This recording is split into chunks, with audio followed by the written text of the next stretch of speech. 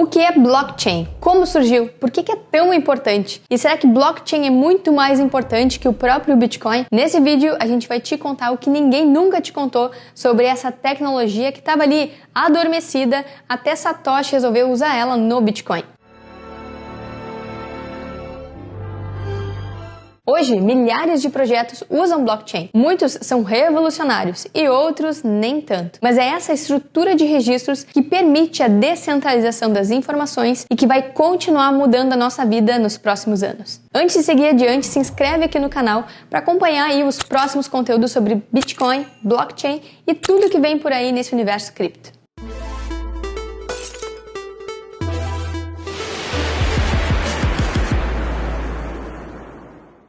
Blockchain nem tinha nome quando foi criada em 1991, quase 20 anos antes do Bitcoin, por dois caras chamados Stuart Haber e Scott Stornetta. Eles trabalhavam na Xerox. Sim, na Xerox. Quem imaginaria essa ironia? Os caras trabalhavam para uma empresa que criou a fotocopiadora e depois criaram uma tecnologia que não permite você copiar nada. Bom, o Stuart e o Scott tiveram esse impulso de criar um sistema de registros digitais que fosse imutável porque aconteceu um escândalo com um paper, um artigo de biologia que tinha sido fraudado na época. Conseguiram alterar o que estava escrito no artigo usando uma tinta especial. O Stuart e o Scott ficaram chocados com isso e pensaram: se é tão fácil falsificar dados registrados em papel, digitalmente isso é ainda muito mais fácil. É só apertar o botão delete.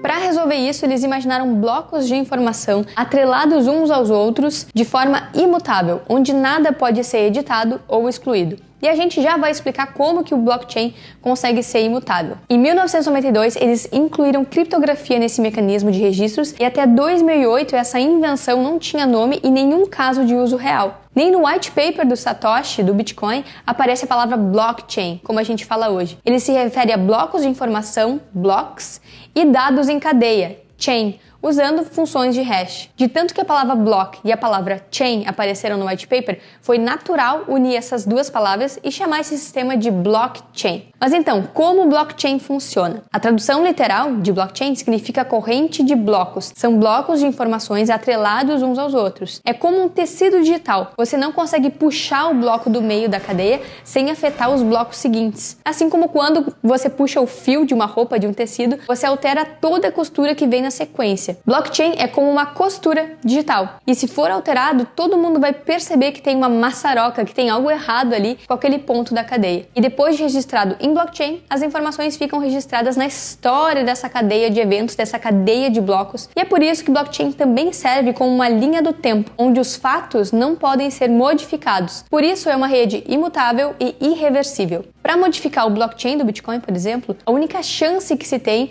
é naqueles primeiros momentos em que os blocos recém foram criados e é possível tentar reverter esses blocos de informação. Mas isso precisaria de um poder computacional absurdo para invadir pelo menos 51% da rede e uma janela de tempo muito pequena, em torno de 10 a 30 minutos. Isso custaria também bilhões de dólares e ainda com a chance de não conseguir fazer um ataque efetivo. No máximo, reverter talvez uma transação da mempool e não o bloco inteiro. Por isso que depois de 6 blocos criados, ou em média 1 hora, se diz que as informações se tornam imutáveis, porque a cada bloco criado, maior a dificuldade e o custo para reverter informações. E nesse sentido, a blockchain do Bitcoin é a mais longa e a que exige maior poder computacional para ser invadida e para reverter blocos. Por isso, ela é considerada a blockchain mais segura até hoje. Essas infos são inseridas na rede por computadores super potentes chamados de mineradores. Eles fazem cálculos matemáticos para resolver tipo um quebra-cabeça criptográfico. Quando eles encontram a resposta certa, a rede valida a resposta, registra o bloco na blockchain e os mineradores recebem Bitcoin como recompensa por terem prestado aí poder computacional para rodar a rede. E esse mecanismo se chama prova de trabalho ou Proof of Work na rede Bitcoin e destrava as novas moedas do protocolo conforme os blocos de informação são criados. E funciona como um jogo mesmo, onde o computador que resolveu o problema criptográfico primeiro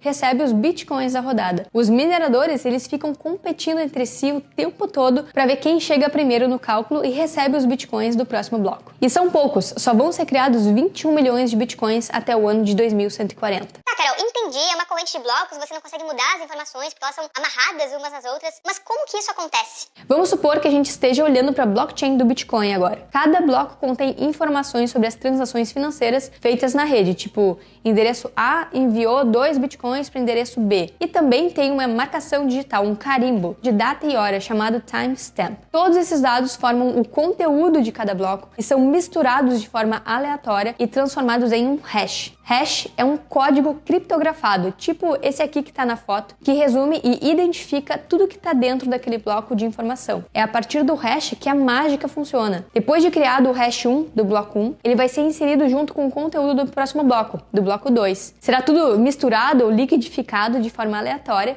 e vai formar justamente o hash 2. Por isso, o hash 2 resume todo o conteúdo do seu bloco e também do bloco anterior, porque o hash 1 foi inserido dentro do conteúdo do bloco 2. E assim sucessivamente. O hash 3 vai ser o resumo criptográfico do bloco 3, que também contém no seu conteúdo o hash do bloco 2 anterior. É através dessas funções de hash que acontece o encadeamento da rede, ou seja, os blocos seguintes sempre vão ter um resuminho dos blocos anteriores. E blockchain também pode ser considerado um sistema de registros distribuído. Todos os computadores que ajudam a processar a rede possuem cópias de todos os blocos de informação que já passaram, que já foram criados pela rede. Se qualquer informação for alterada, uma vírgula, um espaço, um acento, qualquer coisa, vai mudar o hash do bloco e não vai bater com toda a cadeia de hashes já consolidada. A rede não vai aceitar uma mudança, porque não fecha com a cópia do blockchain que todo mundo tem salvo nos seus computadores. É por isso que blockchain é um mecanismo extremamente resistente e inteligente. Você não depende mais de um único servidor para armazenar informação. Os dados ficam distribuídos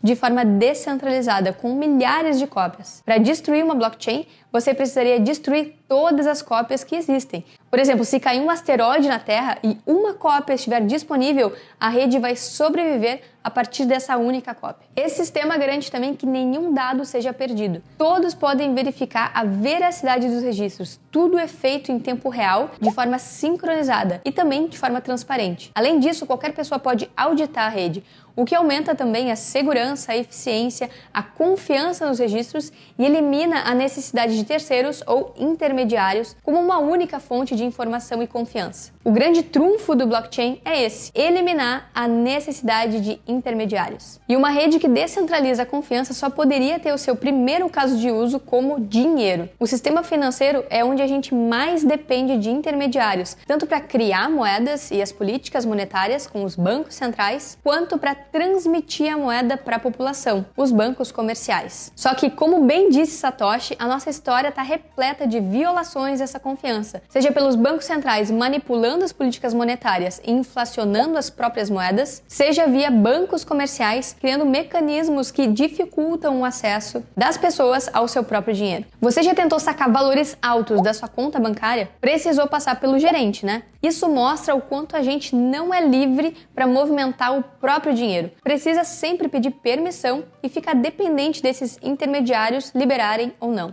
Carol, mas a gente não precisa do Bitcoin para ter essa tecnologia. É só colocar blockchain nos bancos. Bora colocar blockchain em tudo. Cara, blockchain não é nada mágico. Não é só tacar blockchain em tudo e pronto, tá resolvido os problemas do mundo. Esse papo de blockchain sim e Bitcoin não reflete a falta de compreensão sobre onde está o valor disso tudo. O valor do Bitcoin está na descentralização e na união de várias tecnologias como blockchain e Proof of Work que tornam a rede segura. Sem uma moeda valiosa, não há incentivos para manter a segurança e para os mineradores investirem suas máquinas e eletricidade na rede Bitcoin. É pura teoria dos jogos. Se não houver uma moeda, se resolver usar só o blockchain, é preciso ter uma autoridade central decidindo quais transações ou quais blocos são válidos ou não. Aí não adianta nada, centraliza a rede e lá se vão todas as propriedades boas da descentralização. Tá passada? Para funcionar, uma rede descentralizada precisa ser neutra. Não importa quem você é, onde você mora, qual a sua aparência, qual o seu partido político, nada sobre você